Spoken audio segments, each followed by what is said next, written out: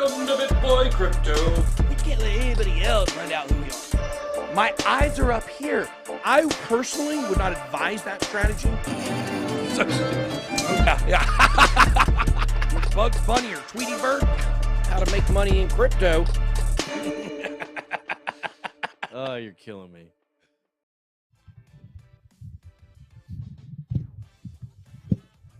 Welcome to BitBoy Crypto, the People's Channel, home of the BitSquad, the largest and greatest crypto community in all the interwebs.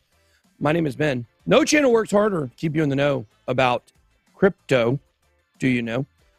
Today is April 21st, Thursday. Come to you live every single day at 11:30 a.m. Eastern Standard Time. And, Bitcoin is trying to spite me right now. Really is. Trying to make a move up. We'll see what happens. But we got a jam-packed show for you today in the middle of a bear market, as we've got, Russia doing some crazy stuff. What does this mean going forward? We're going to be taking a look at some weird Goldman Sachs connections. Maybe they're not weird. Maybe they are. We're going to be talking about something crazy today that you may not have heard of. NFT 3.0. What? Whoa. Wait. You didn't even know there was two. I was going to say, what was NFT 2.0? Well, here's a question. Did you know what Web 2.0 was before you had ever heard of Web 3.0? Nope. Well, yeah, they called it the internet. That's what I'm saying. They didn't have a flashy name for it, but now they do. So this is how I'm putting on the gun show today. Oh, I'm wearing my DGD Mafia shirt. Yeah, that's It's the DGD Labs Players Lounge developers. Got more launches coming soon. Somebody said when Coin Bureau collab. Coin Bureau doesn't do interviews. I don't know if you guys have figured that out. He does 0 collaborations. Wonder why. I will say, if you guys don't know anything about Players Lounge, definitely go check out their website. I'll pull it up right now. Yeah, their Discord.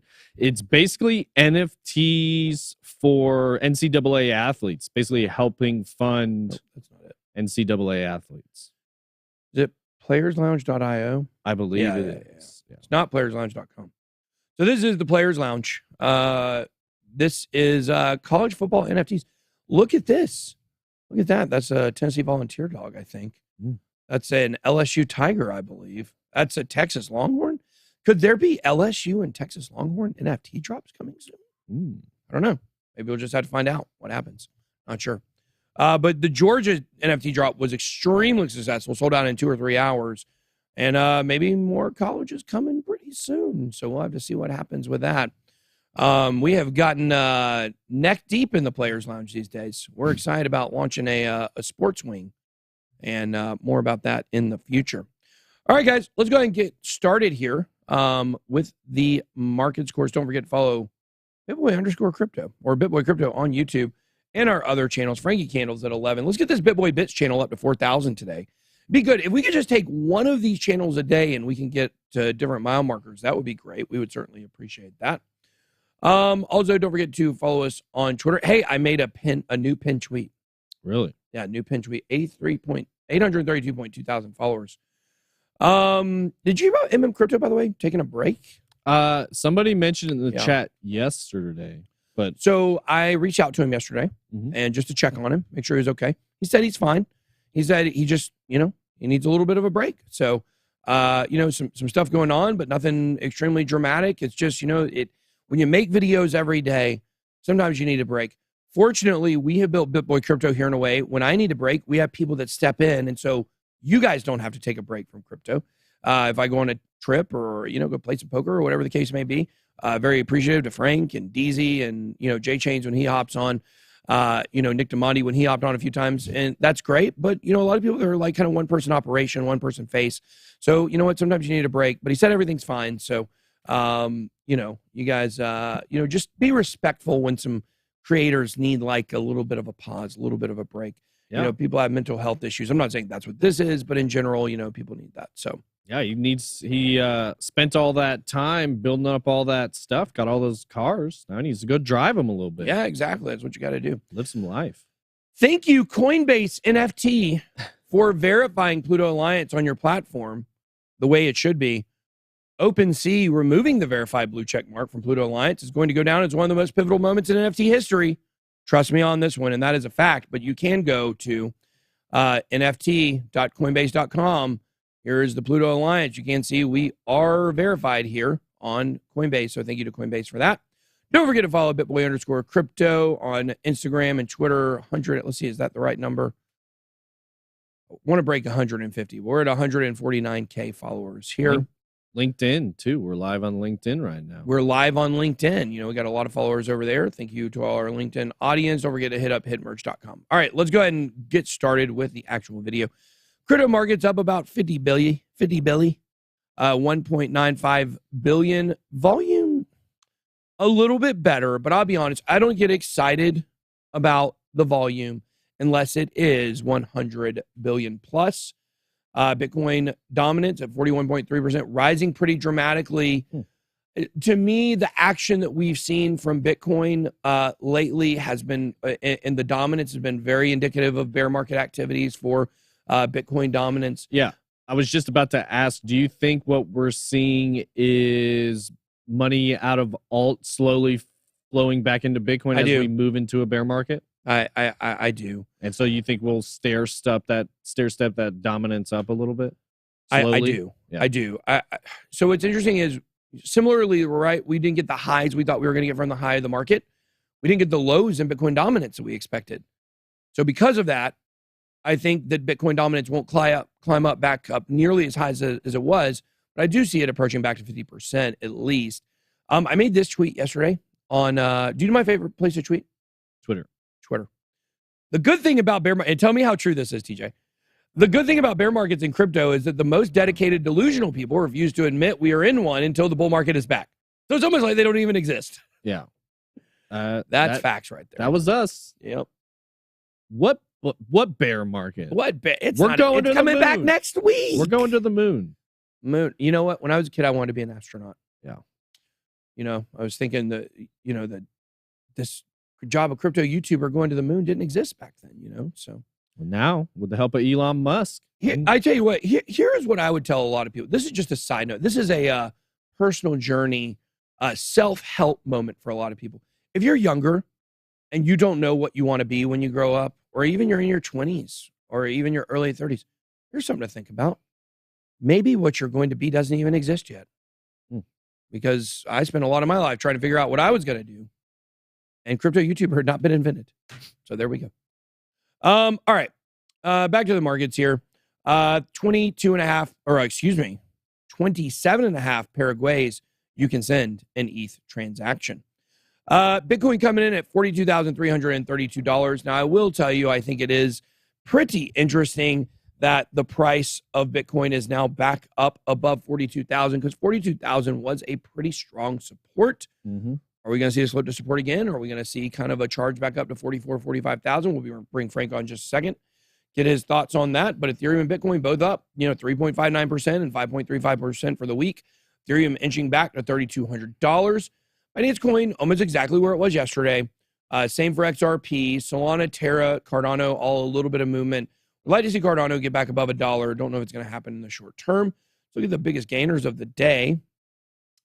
ZRX, Tron, Kyber Network, Theta Network, Monero, Kava, Thorchain, Basic Attention Token, Pancake Swap, Icon.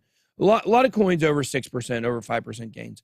Hey, you know what, TJ? What's that? We talked yesterday about adding a new coin to the portfolio, possibly. Mm-hmm.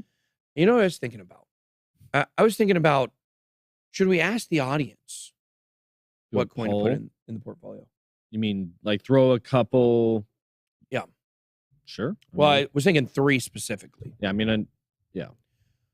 I remember the specific 2 we talked about. Yes, and those 2 were what? Render, and was it Anchor or Waves? Neither. It was, I had it in my brain, and then you said you had the 2, and then it left my brain. It was a protocol. It was Render and Near Protocol. Near. And I tell you, I think if we look at the losers of the day here, let's look at the losers of the day. Should be near the top, I think. ApeCoin. Let's see. Should we add Render, Near, or ApeCoin to the portfolio? Let's see what people think. I'll be very curious, because you would think at first mention here, a lot of people are going to say ape, but our audience isn't necessarily an NFT metaverse audience here. A lot of traditional crypto folks here. So let's see. And I think this is the way we should do this from now on.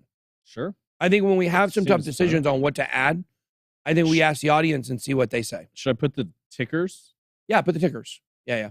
It's ape, RNDR, and I believe near protocol should just be near. I think. Yeah. It's not reindeer token. I want to be very, very adamant about that. We didn't discuss doing this. I don't know if TJ likes this or not. I don't mind. Yeah, I think it's cool. I think it's cool. Let's see what they say. I want to see what they are. Yeah. Always good to get the feedback from the community. It is. Absolutely. We are a community-driven channel here. Yeah. So we'll see. These are the three that we're looking at, and we'll see what happens. So I think ApeCoin on a pretty big pullback from yesterday. I think ApeCoin has potential to get to the top 10. I do believe that. If you look at what they did with Bored Apes, we've got a video coming out this weekend with Meta Money on the BitBoy Crypto channel where we're going to be talking about the other side metaverse and stuff like that. Can you drop the link to the Players Lounge? Yeah, sure. You can drop that and pin that. For the website? Yeah, absolutely. Yeah. Oh, look, so far near protocol. Looks like he's taking it away. So pretty good. All right. Let's go ahead while we're doing this. People are voting. Let's go ahead and bring Frankie Candles up. See what he says about this market. I'll play with my phone. I'm going to play chess while y'all are talking charts. I'm not really. I might. Bottle down. What is going on, guys? Funny you talk about render token. Someone asked me to look at that on my stream. Really? And it was RNDR, and I was like, is this reindeer token? I was like, I'm not looking at reindeer token, but it was render token. So, what did you think about it on the chart? It looked pretty good. It's a lot of people ask for it. Someone asked me to look at it once, and then now it's a crowd favorite. And Near too. Near is a big one that people want to see.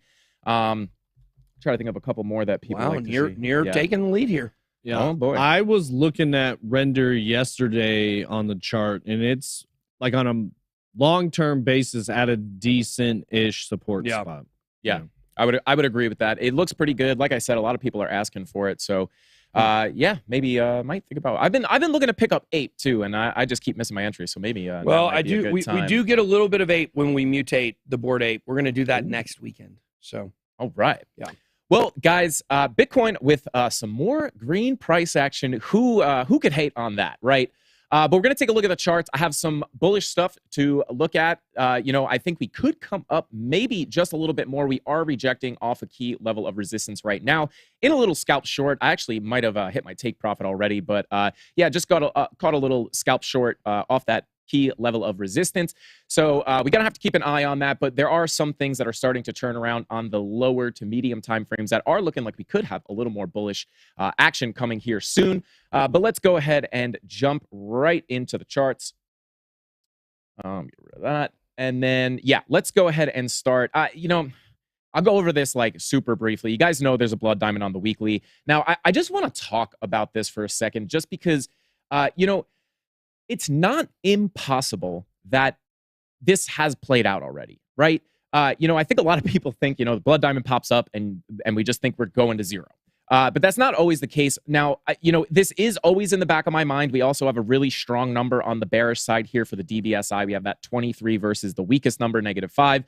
So it's in the back of my mind, right? But it's not impossible that this blood diamond maybe doesn't play out with a 50% correction. Money flow as well. Money flow coming into the red here. If that confirms, I'd be probably a little more worried about that. But we just got to keep this in the back of our mind, right? Like I said yesterday, not impossible to come up from here, but you just don't want to forget that these time frames look like that. But don't want to spend too much time on that. Let's go to the daily because we do have some bullish stuff to look at. Now, I would say your bullish case lies here in the higher daily timeframes here, the 2-day, now printing a green dot on that little trigger wave here on the momentum wave with the VWAP crossing up. Money flow not curving up, nothing too exciting happening with the money flow, but it is generally coming up, and that green dot is not a bad sign. It definitely could bring us up in the short term. Obviously, what day are we dropping, Frank? That's what people want to know. It's going to be in 6 days, 4 hours, and 26 minutes. We will hit approximately 37. That's exactly when I leave for Sacramento.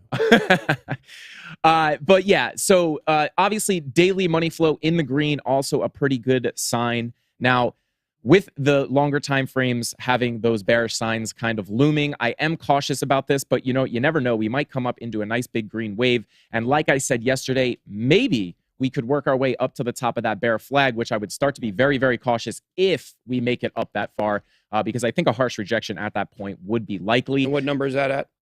Let's pull it up real quick. Are we on the right? Let's pull this one up. There it is. So yeah, it's right here at about, obviously depending on how quickly we get up here, this line is going up, but around, if we were to come up in basically a straight line, this is coming out at 49,457. So, I don't know if we'll make it up there. I'm just saying, like, bullish case, maybe we could with the 2-day printing that green dot, daily back in the green, and now also the 4-hour back in the green. Not a bad look. VWAP kind of curving off here, so maybe we are cooling off currently. So, and then just coming down to the 1 hour to zoom in a little bit so we can kind of see what happened here. We do have this key level of resistance right here at about 43,141. I was waiting for a rejection off of this. We never really came up to touch it exactly. So got a little bit of a late entry, but it is a winning trade so far. Like I said, I think I might have hit my take profit. Pulling a 16 versus a -3 on the DBSI. So maybe come down just a little bit more here.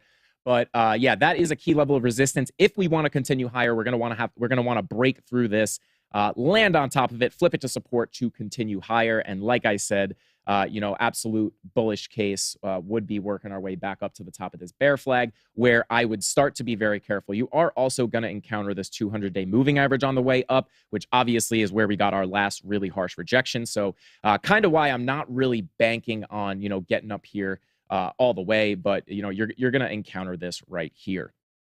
So, and then real quick, just check in on the DXY as we like to do. DXY coming down a little bit, right? So as you guys know, this moves inverse to Bitcoin.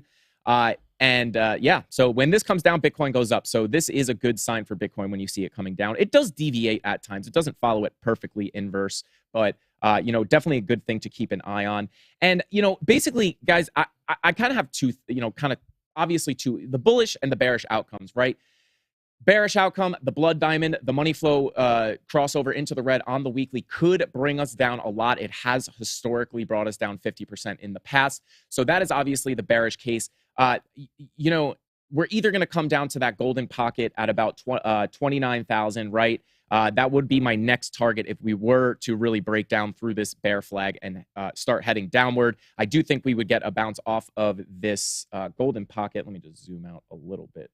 And probably want to go to Bitcoin for that too.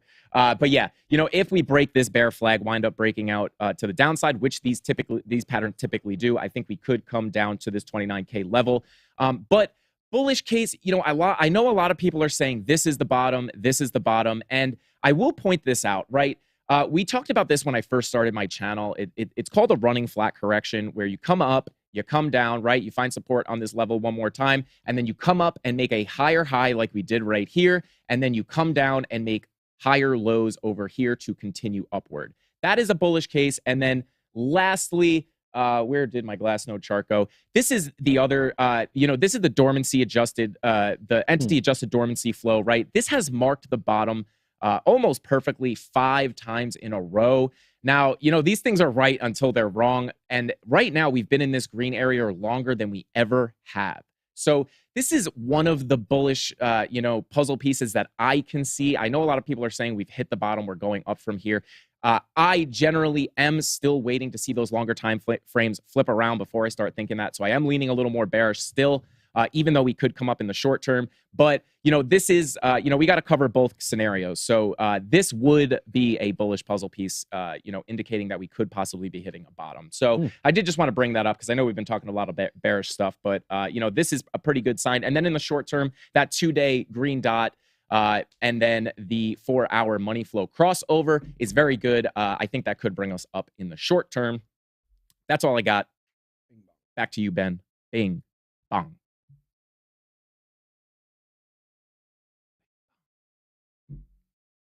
All right, boys and girls. I think that we are still, it's just how long have we been sideways for? Yeah. Does anybody have that number? How long have we actually been sideways for? I just closed the chart. Well, I have a chart here. Let's take a look at the monthly chart here. I mean, you can see we have been, look at that. Look at that monthly chart. That's insane. Look at the last 2 months. I mean, you can really say we've been sideways for 2 full months now. This, started out high, dropped, but for, most of February, it was somewhere in that middle range as well. So I would say probably about 3 months we've been sideways. But this is, can you imagine like a better example of quintessential sideways action than right there? And those 2 candles. Those 2 candles, Like, when is the last time we had candles like that? Yeah, it's even easier on this screen because there's none of those extra lines, and it's just 2 little thin little lines there. Here's the last time we had that.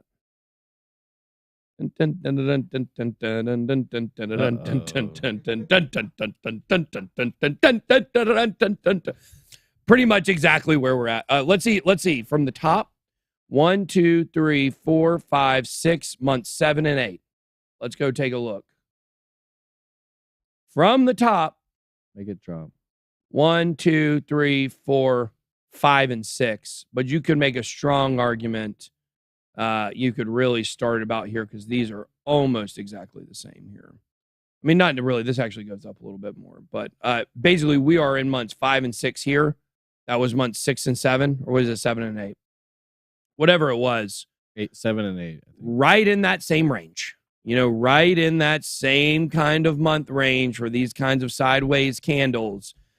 Oh, man. How often, how many times can we look at examples of how much this is like the bear market from 2018? Yeah. Stuff, guys. Stuff. I know stuff you don't want to hear. Yeah. You want to hear you're going to be rich next month. But, it is what it is. When will we have blockchain backer back on the show? I'm not sure. But we'll definitely have him back soon. on. Yeah, it's in. I was looking at something. Do we have it on the calendar? I don't think he's on there. He's on the list of people. I just don't know when it's scheduled. So been trying to get people to sell their bags to him. No, that's actually not true, sir. Hey guys, actually, believe it or not, anytime you pretty much try to buy Bitcoin, unless you're buying more than $100 million at a time, there's sellers. You can buy it. Yeah, you can get it. I don't need to sell you my bags or to buy your bags. It's the boss says smash the like button. That's right, guys. Number one thing you can do to help the BitBoy Crypto YouTube channel. I knew that. See? And to really help crypto, period, is to smash the like button on these videos. So if you can't do that, if you're watching on mobile, hit X out of the live chat, hit the like button, and then go back in. If you're watching on smart TV, bottom left-hand corner of your screen, hit more actions, more options, and then like this video after hitting react. JB was go ahead. Asking if there'd ever been a weekly. He said green diamond. No such thing as a green diamond. Yeah, weekly green dot. Probably. Yeah. Let me see here. Let me go to the weekly. I believe that there has. When was it? The exact bottom of the market. The exact bottom of the market. Can you see that on the screen? Yeah, there you go. Right there. You can see the green dot here. Okay, here's the green dot. This is a large green dot. And that was the exact bottom of the bear market. So we are not close to this at this point. If you kind of look at the market comparatively, where on this bottom side should we be? That's about where we're at. Are we about to see, with what we're seeing here, the beginning of that? Very possibly. So, oh man, none of that stuff was fun. None of this stuff was fun back here. I got to be honest with you. And I understand, people in the crypto content, I will tell you this. If we were to go below $30,000, you are going to see a lot of crypto YouTubers capitulate. And by capitulate, I don't mean sell. I mean quit making content. There are a lot of people that have been around for a long time that do not want to go through this again. I will tell you that. I don't want to, but I'm committed to you. I'm committed to you, the loyal members of the BitSquad. So we will be here no matter what. Jake Fever says it feels like 2018 bear market. How, when it didn't feel like the 2017 bull market, I know what you mean, but I can't feel it. You don't feel it yet. Well, you didn't feel it in the beginning then either. You know, like, can I be really honest with you, TJ? Yes, please. I'm going to be really, really, really honest with you. Am I a right. ham or turkey guy? Ham. Ham for sure. Ham, much tastier than turkey. Facts. I never believed we were in a bear market. Ever. I never believed it the whole time. The whole time I didn't believe it. You were the guy you were tweeting about. Of course. Yeah. 100%. That was, yes. I was tweeting about myself. Right. For sure. When I said the delusional, most dedicated people. Yeah. And I will go back to this again. The reason why, and I'm sorry I adjust my microphone so much. I will not wear a lavalier. It's not as clear quality. And it kind of looks stupid. Yeah. You know, it looks like I'm up here trying to sell you something. Here, get the sham wow. The thing is that when you are so passionate about crypto, when you see the vision of where this space is going, I've said this before, it's hard to see prices go down. It doesn't make sense to you. When you know Bitcoin is going to $1 million, when you know that Ethereum is going to $100,000 one day, or at least to $50,000, when you know XRP one day is going to probably $50 minimum, when you know Cardano is going to $50 minimum one day, when you know these things, it's hard for you to fathom, with understanding how undervalued they are right now compared to where they are, that they can be even more undervalued. It doesn't make sense to you. And so I spent the entire 2018, it was not until, I would say, November and December of 2019 where I finally realized we were actually in a bear market and we were just waiting for the Bitcoin halving. Yeah. That's what when I was about realized to say. Right at the end of the the bear very market, end of it. You realize, like, yep. Oh, now I know what a bear market is. I get it. Yeah. Lando says Elon ruined it all in May. All my gains went away. Yeah, he did ruin the top of the market. I agree with that. So, Simon Gonzalez, pause it over there on YouTube. Ben has dozens of videos. Dozens of videos. I have hundreds of videos in the previous market with almost no views. I went back to watch some of them, so I'll be here till the end with the Bit community. I can guarantee I ain't going anywhere. I didn't go anywhere in the last one, and I'll be honest with you, it doesn't feel great when prices are down. It doesn't feel great when not as many people are watching. But I love you. Like, I love the people that watch this channel, and I want the people in crypto that are dedicated every day. If that number instead of 1.45 million is more like 100,000 people that come and regularly watch this channel over a week's period or whatever, I'm here for you. You're the people I'm here for. I love you. And I'm going to be providing you with the content, whether or not things are going positive or negative. And that's the 100% guarantee you get on this channel. You know, we don't base our content on what's happening, you know, how many videos are we going to do? And, you know, we have a schedule and we stick by that no matter what happens. So if you appreciate the dedication, make sure to hit that like button. Bitcoin heads for 2-week highs as Terra promises the Bitcoin price will get spicy. And guys, this is kind of what you see in the bull market or in the bear market when you have these people. And I'm not saying Do Kwon's a bad guy by any stretch of imagination. I like him. I think he's very funny. Who does he remind you of in crypto? You mean like yeah, what? like doesn't he? Isn't there like kind of like CZ almost? That's what like very CZ is, trollish. Yeah, you know, or rogue, I would say. Like yeah, very rogue. A true crypto maverick. Maverick. There you go. You know, so, but, you know, in reality, like the $10 million bet that he's got going on with the other guy, I mean, look, it doesn't matter if he wins the bet or not. He's trying to keep people interested in crypto. Yeah, it's all PR. That's what this is. Things are going to get spicy real soon. I don't know. We'll have to see what happens with this. Is it true or is it not? He's the better version of Justin Sun. He is the better version. It's hard to be a worse version. If you combine Justin Sun and CZ, that's kind of Do Kwon-ish. I'm not trying to slide him, but he's the best quality of Justin Sun, I would say. Two Bros Mining, longtime viewer, first-time caller. Keep it rolling. Well, thank you very much. And I also saw Dr. Crypto say he's been with us since 2019. We did a poll one time asking how long people have been on the channel. A lot of people lied. A lot of liars. You know what's really interesting? What I always think is very funny is when somebody comes up to me at a conference and they'll say something like, man, I've been watching you since 2015. Yeah. Thanks, bro. Appreciate the support. It's the same guy. I wasn't making videos for 3 more years after that, but, you know. It's the same guy that bought Bitcoin in 2002. Oh my gosh, the Ken Bozak video where he's riding around talking to Uber drivers, and the guy's like, "Man, back in 2001, man, I had a big shot to buy that Bitcoin." I didn't start making videos till January 2018. Bitcoin did not exist until January of 2009. The white paper came out, I believe, in November or October of 2018. I think it's right around Halloween, I believe. I think or 2008, I mean. I think it's October 31st. I think it is. Is it actually Halloween? I think. That's why I'm thinking that. Because they always do Bitcoin's birthday. My son's birthday is on Halloween. We call him the Boo Baby. The Bitcoin baby. The Bitcoin baby. You know, my wife, she likes to wear that Bitcoin necklace, you know. She loves it. It's just New York Times. New York Times article here about Russia. They say it successfully tested a new intercontinental missile that can evade defenses. Right. Like you can't even take over a country that is, 100 times smaller than yours or 50 times smaller than yours. But man, I tell you what, I'm sure you got this new defense system or a missile system.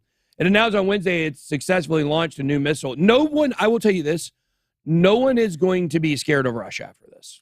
You agree, right? Yeah. No one's scared of them now. That's what I was saying at the beginning. They can't sustain this war. Like you did call. Now, here's the thing.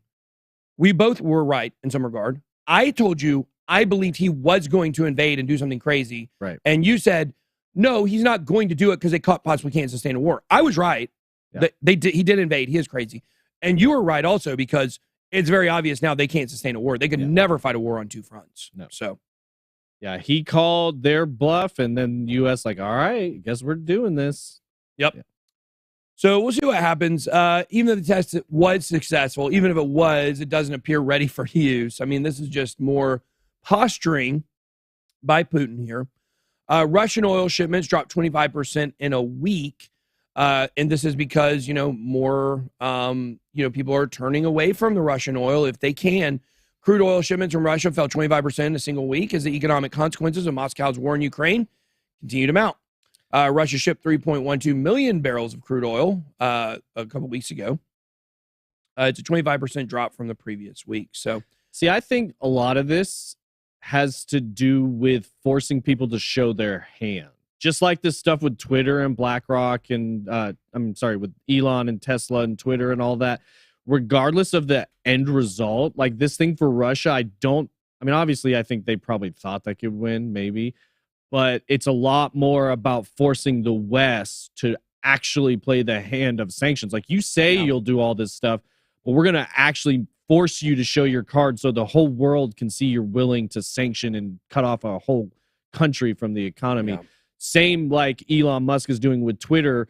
We just want everybody to show their cards, who's for free speech and who's not. And I think that these kind of plays that force people to show their hand, it's a lot more about getting cards out on the table. If you want to put it in a poker capacity, it's not about necessarily winning this hand. It's about knowing if they're willing to actually call your bluff and show the cards and let it play out, and they have more to lose. So, yeah, we'll see. We'll see how they all play out, but I don't think it's a coincidence that all of these major things are happening at the same time. Yeah, so just a little fact check here. Somebody said that Russia has the most nuclear weapons. I didn't think there was any way that's actually true. I thought it would be the United States for sure, but it actually is Russia.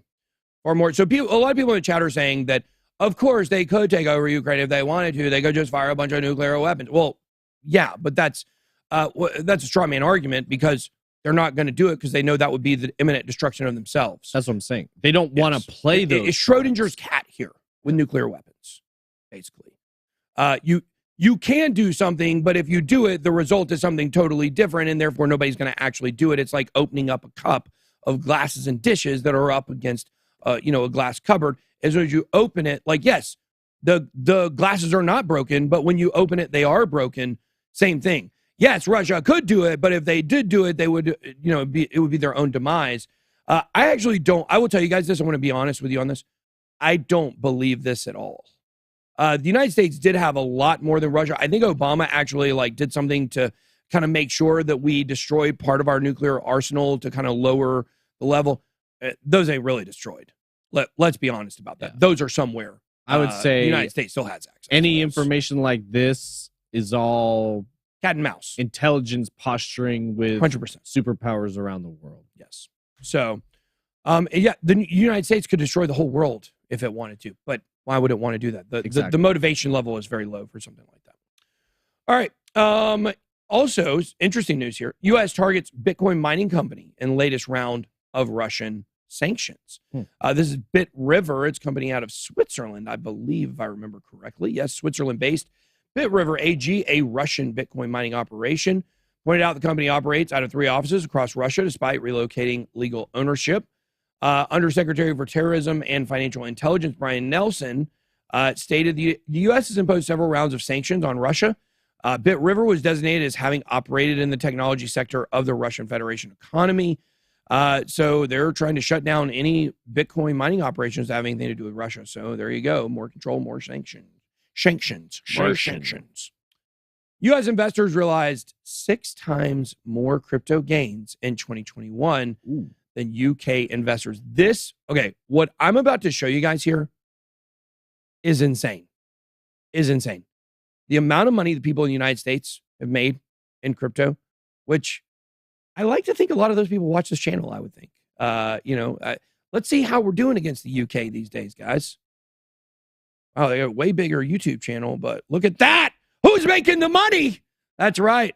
America right here making the money. We made $47 billion here. The UK second, they made a little bitty $8 billion over there. That is, by my calculations, about 1/6. That means we're about 85% better. Got to be honest with you. That chart is insane.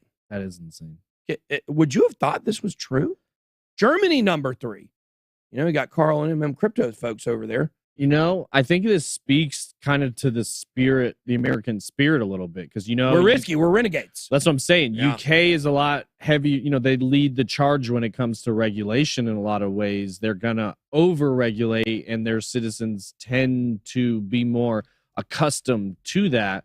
Where, like you said, U.S. spirit is a lot more renegade, a lot more cowboy, just jumping. Well, is this really true, though? Because I guess you start looking at this. Start looking at this. United States is 40 times bigger. Oh, the population. Let's see what the population is. That's the size. What's population versus population? Because that's actually a much better. Well, sure. And I imagine there's a higher population of people in the U.S. into crypto maybe than the UK. Okay, what is 266 divided by 65.8? That would be about 25%. So we have about 75% more people, but we have 85% more crypto gains, proving we still are much better than the UK. We love the UK, by the way. We do love the UK. Don't ever get that confused. We love all of our viewers of the BitSquad over there. But in terms of making money, the United States, percentage-wise, made more money than the UK. So if you're a person that watches the BitSquad from the UK, then you fit more in the risky category. And we love that about you. We think you're great over there. You're the kind of person that when you're taking the penalty kick on the pitch, you run up to the ball and you stop because you're risking, trying to see if the goalie will move. And then you just kick it right in. I like that. Like cricket, too. Was that a soccer? I'm just trying to be extra nice to my people from the UK because, I've said some negative things, but I really do. I want to go there. I can't wait to go eat some fish and chips one day. Yeah. Nina just went to. She did. Our head editor went over there. Mm-hmm.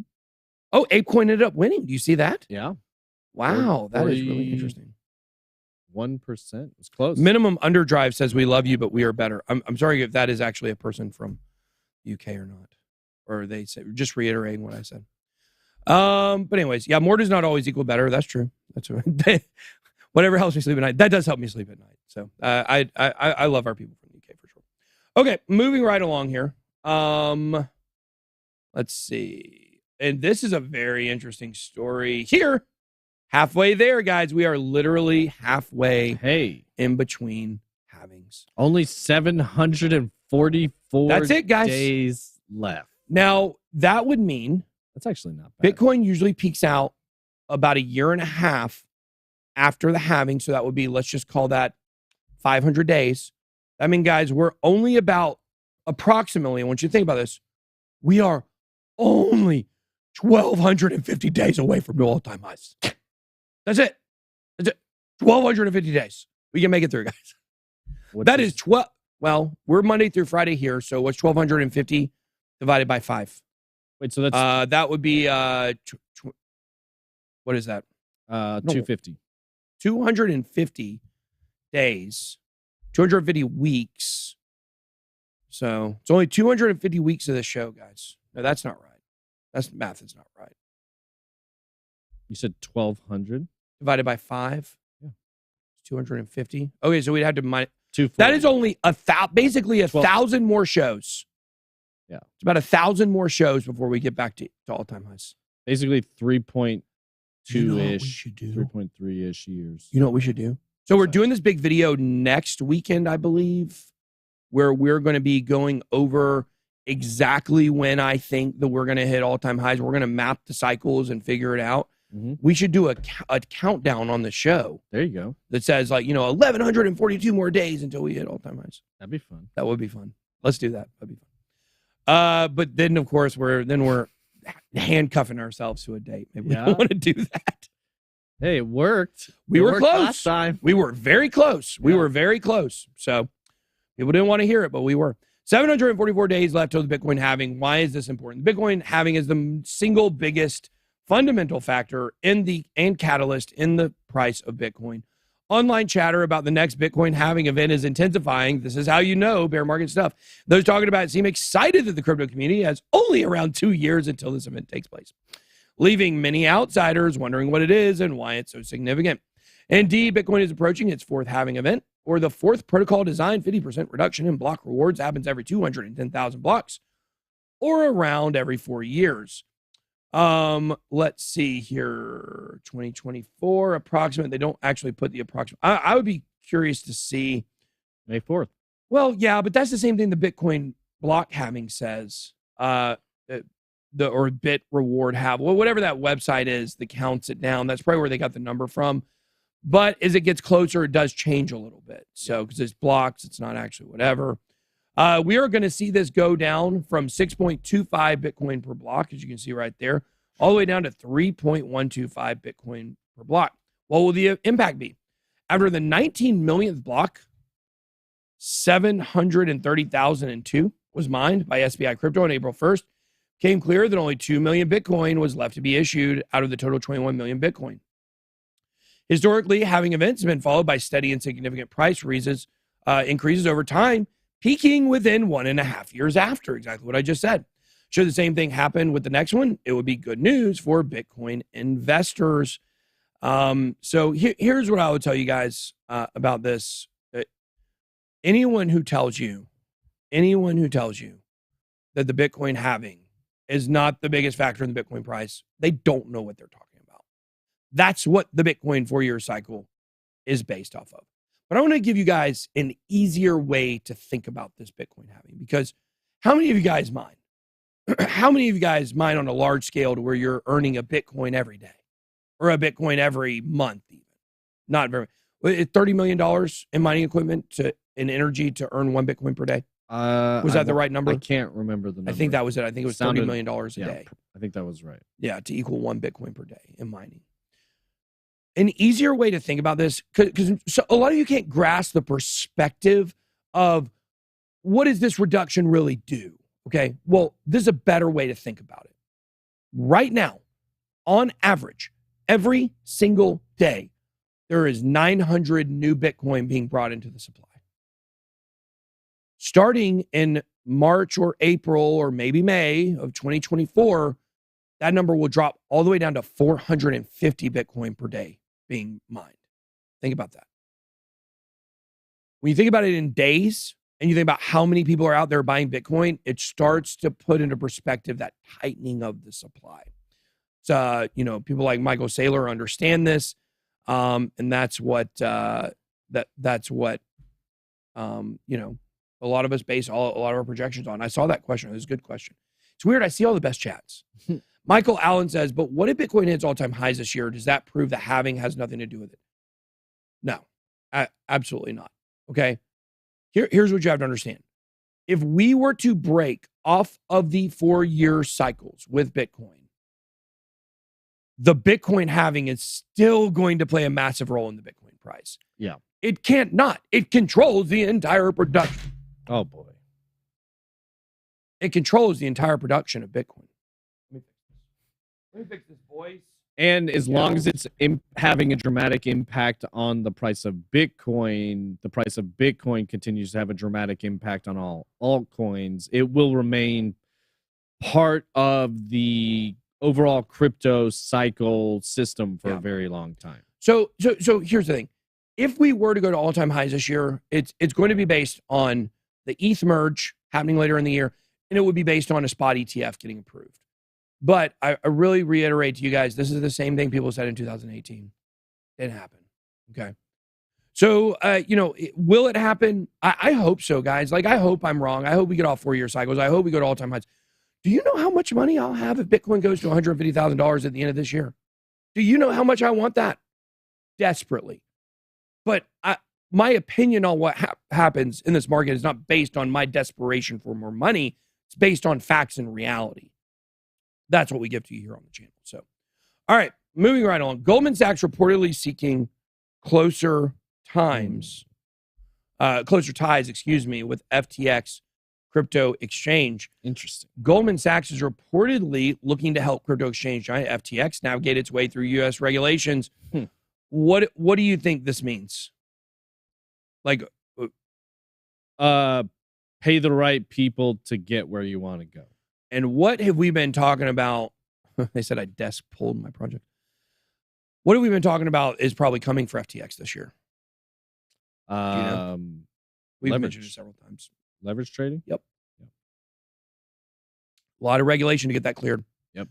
Because I can tell you when FTX comes out with their regulated leverage exchange platform, we are going to be one of the first people out here giving it to the people, because that's what we've wanted. We wanted something to be highly regulated, that Americans don't have to feel like they're doing something wrong if they just want to leverage trade. Now, is that going to be more like 10x compared to 25x or 100x?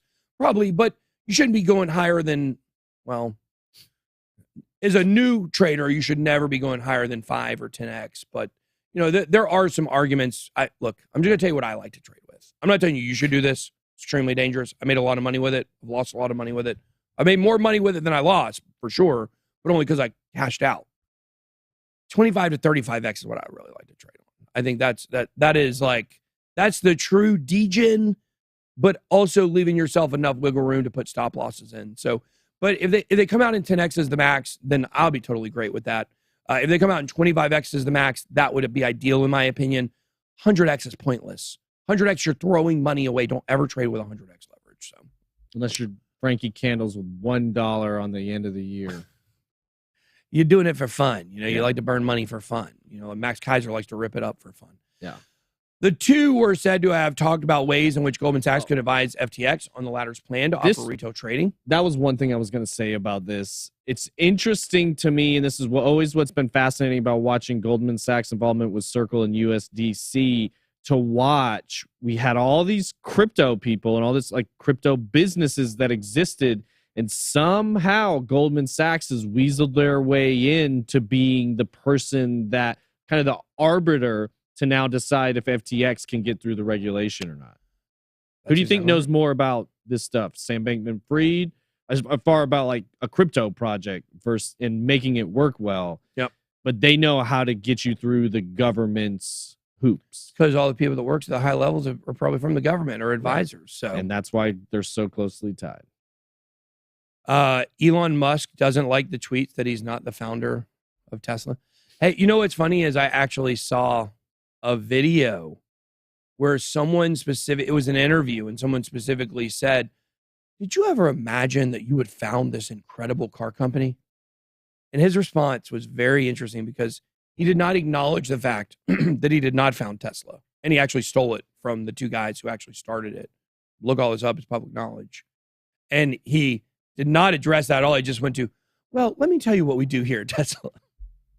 It's like you won't even acknowledge that he stole it. But, I tell you what, Elon, if you want on my good side, buy Twitter and do something good with it. I can make amends with Elon Musk if he were to do that. So that's how much I hate Jack Dorsey. And I don't know. Is he like a Justin Sun ambassador to Granada, where he's actually still running the company but saying he's doing something else?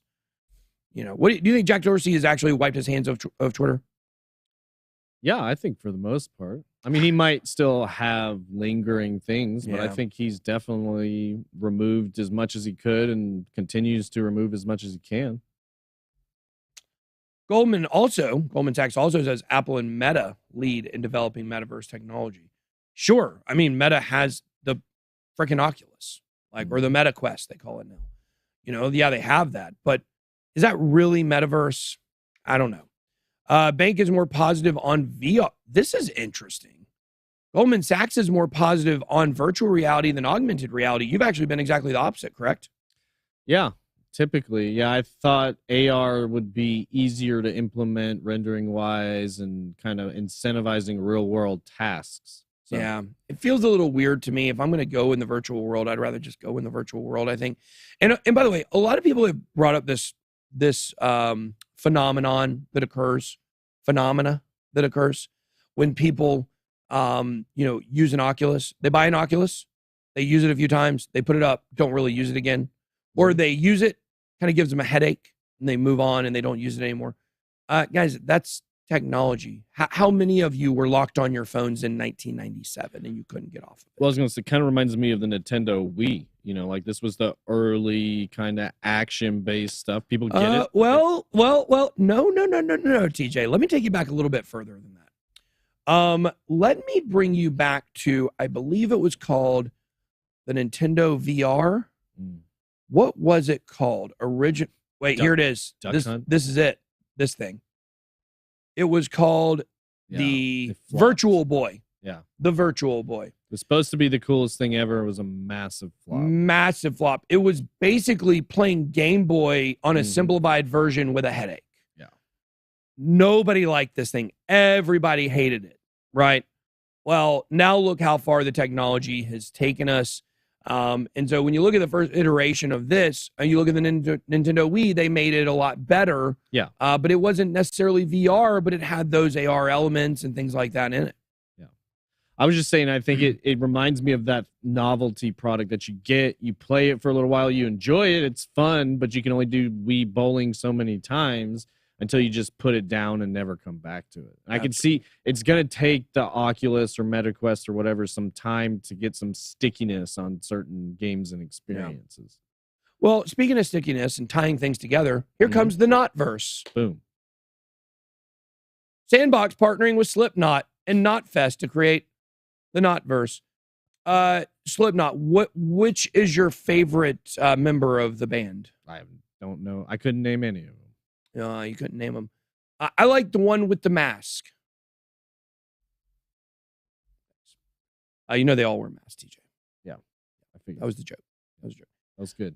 This definitely not my style of music. Slipknot. I don't like anything with guitars. Pretty much, that's not a country guitar. I just don't like rock music at all. So. Look, I can get down with some classics. I like the Eagles. A lot of people say the Eagles actually started, if you follow the track of the modern day country that I forgot what they call it, but like lame country, they actually trace it all the way back to the Eagles. Like that country pop kind of? Yeah, exactly. They trace it back to the Eagles. But the Eagles, a favorite. I do love them. I've seen them. I just can't believe you said you don't like anything with a guitar. I pretty much don't. I pretty much don't. That's crazy. Look, I'm not trying to make people mad that play music right now. I just want you to know this. Good luck. I know, but when I was, how the guy who plays the guitar is like supposed to be the cool guy, like at a party and he's playing the guitar and everybody loves it. Cool I guy hate at that the guy. party. I hated that guy. I like you if you play the guitar. I love you. But I'm saying when I was at a party, I hated that. I hated when the guy would bring out the guitar. No, not because I couldn't play it. I don't like live music. Yeah. I go to a restaurant and people are playing. Now, mariachi band at a Mexican restaurant, I still don't love it, but I like it better than any other form. But I just don't like live music, especially at a restaurant where you're trying to talk to your wife or your date or your friend or whoever. It's just not a big loud. fan of it. Yeah. I've been to a few. I've been to some rap concerts. I'll go to some country concerts, but that's pretty much it. Have you heard Mitch Hedberg's guitar guy at the party? No, I haven't. But you should. It's exactly what you were just talking about. This guy that always pulls the guitar out and plays the same 3 songs. And I love rap. I love rap. I really thought I was gonna be a rapper when I was a kid. I've always loved rap. It's been, and I like country too. I was too embarrassed to admit country when I was a teenager and insecure, but I always liked. There's still time. You can do a country rap album. I can do it. They call it crap these days, I hear. There actually is that hip hop Some crap country music? rap thing now. Snoop Dogg brings virtual weed farms to the metaverse. Well, I tell you what, if you've been waiting to get high on Sandbox. Virtually high. Can you imagine anything lamer No. than getting virtually high? Yeah, paying for it. Paying for it. That's good. That's good. Famous rapper Snoop Dogg and his son Cordell Brodus, a.k.a. Champ Medici, have partnered with Mobland to launch digital weed farm NFTs in the metaverse. Virtual items will pioneer an all-new grow-to-earn feature. That's good. I mean, Moblands is pretty big. Oh my gosh, I could make a joke here, but I am not going to. Among various other utilities for business, buildings, and land, according to Mobland, founder Roy Liu. Oh, now Why didn't this Roy come out? Liu's a big scammer. Why didn't this story drop yesterday? Well, you know who Roy Liu is? No. This is the guy that pretty much ruined Tron. Oh boy. This was the number 2 guy at Tron, and everything this guy touches is very scammy. A lot of people say he was responsible for several basically scams with dApps, like many gambling token scams on Tron dApps that occurred in the early days, which were somewhat a version of a rug pull, actually. What they would do is they get all these people putting this money in these tokens and staking it, and then they'd pull all the liquidity, and there was nothing to sell. So Roy Liu, a very dangerous person in crypto, but also it's backed by some other people that do not have bad names, including Do Kwon from Terra. Justin Kan is a guy I really like. I love Justin Kan, actually. Co-founder of Twitch. He had and some Animoca Brands. Yeah. He had some really interesting takes on the metaverse when he was first getting involved in this on his Twitter. Yeah. So now look, there is also a chance that this is not the same Roy Liu from Tron, but I highly doubt that. I'm sure it's the same guy. I mean, I'm virtually sure. I can't be 100% locked because I don't have pictures of him, but I assume it's the same guy. So Champ Medici said the father was the first to introduce him to video games and weed. Nice. Yeah, my dad taught me how to play Halo and Smoke how to weed. smoke them when you got them. Yeah. You know, bringing them together felt like a no-brainer. This is silly, but I thought this was interesting. The beginning of NFTs 3.0. Yeah. Roy said NFT 1.0 is about individual character and item. NFT 2.0 is about land and real estate. NFT 3.0 is about business and utility on top of the land and real estate. And actually, I mean, you know, scammer or not, I agree with him. And I have been pushing this, that this is where we came up with the entire idea for the Meta Money channel. Yeah. Right? We were, New Money Gang is what it was called. And don't forget, if you go to BitBoy Crypto on YouTube, scroll down to awesome channels, and you can see Meta Money right here. They're at 49.7, trying to get to 50,000. The whole idea of that was when we started New Money Gang, it was supposed to be about how to make money basically on the internet. And then we just started seeing such a big opportunity in Metaverse with virtual businesses on top of Metaverse, which is not oversaturated at this point. Great opportunity. You get in there, you get the land, then you come up with the business idea, and you run virtual tattoo shop, virtual weed farm, virtual barbecue. Me and Jay Chains had this idea to do a virtual barbecue shop where it was like a motorcycle bar kind of where people could go there, but it also had barbecue on the other side, you know, and tattoo parlor built in somewhere too. Is that not the most me and Jay Chains thing you ever heard? Mm-hmm. So anyways, I think it's, you know, pretty good stuff coming. And, you know, just because this guy I think is a scammer doesn't mean that he's, you know, that the project's not going to do well. Obviously, he's got big backers behind it. And maybe he's learned from some of his lessons from the early days of Tron. People can change. Huh? People can change. People can change for sure. 100%. GBTC Premium nears 2022 highs as SEC faces call to approve Bitcoin ETF. Storm clouds are slowly fading for Grayscale and its embattled Bitcoin institutional investment product, while frustration with U.S. regulators continues to mount. So Grayscale says it's not if, but when for U.S. Bitcoin spot ETF. After a problematic year so far, GBTC has benefited from steadying Bitcoin price action. Long and the short here is, you know, Raoul Pal, who I'm actually interviewing later today, that will be going on the channel this weekend. You know, he said he believed in April we would get a spot ETF approved. We're now on the 21st of the month. We've got 1 week left. Do you believe this is going to happen? Could this see the Bitcoin price break out possibly I tell you what I would look for. I would look for middle of next year an approval that could send the price of Bitcoin from, let's say it's at 35 at the time, up to 50. That could be your 2019 fake out, potentially. So something to watch for there.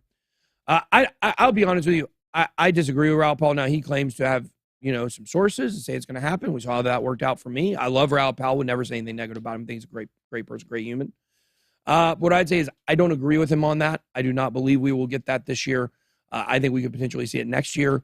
I told you guys last year I thought it was a longer timeout than a lot of people have thought. So I just, would tend to, ask people to remember this is the hopium from 2018 repeated all over again. XRP lawsuit. Here's a possible timeline. XRP Army, where you at? If you want to know the timeline, make sure to throw the X up and smash that like button. We got our XRP Army right here. We got our ADA gang right here. We are always faithful to the XRP Army and the ADA gang. What am I wearing for Earth Day tomorrow? Something earthy. Something made on planet Earth. There you go. Here's a possible timeline for XRP case to be over. Let's see here. James Fallon said, speaking earlier along these lines, John Deaton said, based on what Fallon said, this Friday, the SEC and Ripple are expected to file a joint proposed scheduling order to Judge Torres. Filing should also include a deadline to submit summary judgment motions and a date to respond to each summary judgment motion. All we know so far is that Ripple was pushing for mid-May. I think the parties will agree to an early June deadline for motions and responses due by the end of June. Man, I'm telling you, this thing's end of June. This thing's going to end in September. It's going to end in September. And we're going to be able to say we called it. Hey. What I want to do is I want to have someone go and clip like all the times I said it was going to end in September. And we'll put it like a gigantic like drop video, like boom, boom, boom. He called it over in September, over in September. He said, I'm saying it here, I'm saying it there, I'm saying it there. We just leave out the year. Crypto Tato said it's 2022, not 2018. The environment's way different. Hey, guess what? That's literally the same thing they said in 2018, that the environment's so different than 2015. So much adoption. Yeah. So, same. I mean, I agree. It is way different. And we agreed then it's it was the same, way different. but different. Exactly. On a note of positivity, he says it's technically possible both parties agree to waive the requirements and speed up the scheduling. Explaining this in a thread of tweets, I don't think we'll see a schedule that contemplates briefing beginning in June. So we'll have to see what happens there with that. Ripple CEO Brad Garlinghouse says Bitcoin maximalism hurting crypto industry's lobbying efforts. Well, no duh. Thank you for Brad speaking out here. I agree with him 100%. Ripple CEO Brad Garlinghouse says tribalism among different crypto community is hindering the industry's effort to lobby for accommodating policy in Washington. In a new interview with CNBC, Garlinghouse says he owns multiple cryptos and expects all of them to rise together. You mean, wait a second here. Wait a second, XRP Army. Are you telling me that Brad Garlinghouse, who believes in XRP, has other investments? No way. Get people in here criticizing me all the time saying, you really believe in XRP, you'd put all your money into it. Go talk to Brad. Go talk to B-Rad. Go talk to B-Rad and let them know what you think about that. I'm a big fan of multiple investments. I own Bitcoin. Oh my God. He owns Ethereum. Where's the ETHgate police? Brad Garlinghouse owns Ethereum. I own some others. I'm an absolute believer this industry is going to continue to thrive. All boats can rise. Yahoo could be successful, and so could eBay. They're solving different problems. He says the lack of coordination in Washington, D.C. amongst the crypto industry.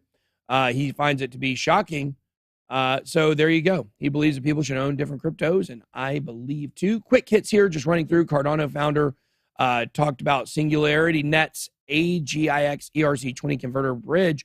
Singularity DAO, a project we're actually invested in, has some really interesting stuff with Sophia the robot, a metaverse coming, the Sophiaverse, I think, or Sophia DAO. We'll actually be including some of that information on a BitBoy special coming later in the year. We're going to be interviewing Sophia the robot. That's pretty sexy. I think she's cute. Just got to be honest with you. I am married, but she's thick, though. and mechanical. Can you laugh or something, TJ? You're really. I was just trying to make it as awkward as I'm trying possible. not to make it awkward for my wife hearing me talking about this sexy robot. Yeah, I was just making uncomfortable faces. Yeah, I know. Thank you. Yeah. Non-custodial Bitcoin wallets unbannable. What about the Bitcoin logo they unveiled yesterday? Did you see it finally? Yeah, I saw it. Oh, they said it reminded them of one of the. You're talking about the Binance logo. Yeah, you Yeah. saw the Oh, yeah. I new saw one, it. right? I saw That they it. had to scrap because it looked like. Yeah, I saw it on Greg, the best account on Twitter, had a tweet, and he said, I can't believe Binance, a $300 billion company, thought this was a good logo to roll out. It's bad. Looked like the symbol from Germany in the 1930s. I'll just say it like that. Hacker fails to take $1 million loot after exploiting DeFi protocol. What a white knight. LimeWire raising $10 million in private token sale to grow music-linked NFT platform. Morgan Stanley says crypto could become more widely used as currency, not Bitcoin. Interesting. All right, so there we go. Let's go ahead. That is everything we got for today. Real quick, I got to run in like 3 minutes. Okay, couple, just real fast. What do you think of H-Bar? Love it. It's in our Okay. portfolio.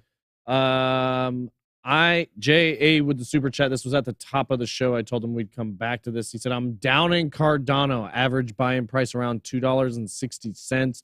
Have around 20K worth of it.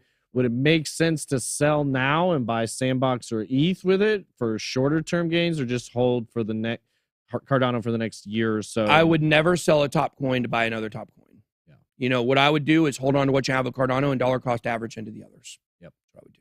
And then take profits when it pumps.